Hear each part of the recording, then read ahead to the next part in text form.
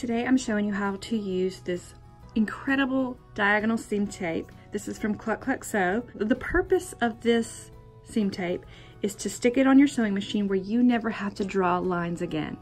So I don't know about you, but I hate drawing lines. And this is the answer to that. I'm doing this on my Juki, but this will work for any machine.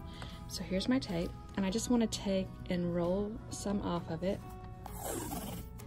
So how much you roll will depend on how much space you have right here. So I'm going to try to line up the red line with my needle, and I'm going to try to line this black line up with my 1/4 inch on my needle plate. So it takes a minute to get it in the right place, so you'll have to fiddle with it for just a minute.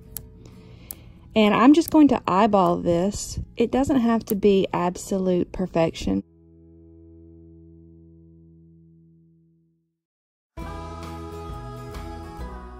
So I want mine as close as I can get it here, but I don't want to get it anywhere over my feed dogs because then it'll just get into your machine. But when I've got this part right here stuck down, lined up where I want it, then I can sit here and fiddle with this part. So I want to get it straight. And it doesn't matter how many times you stick it, it'll just keep picking up, and you can redo it until you have it. So this part is a bit fiddly. And again, I'm just eyeballing this.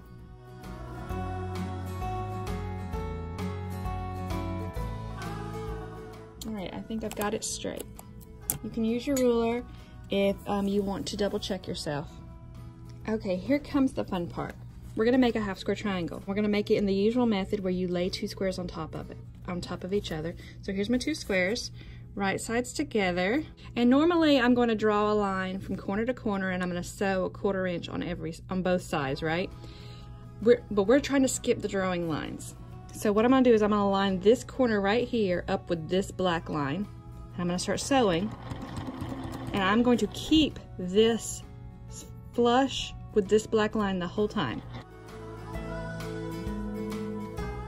I'm going to flip this guy around, and I'm going to do the exact same thing one more time. So that's it. And now all I need to do is I need to go and I need to cut corner to corner on the diagonal, and then I'll have 2 half square triangles. So let me show you doing this with snowball corners, or this would also work with flying geese too.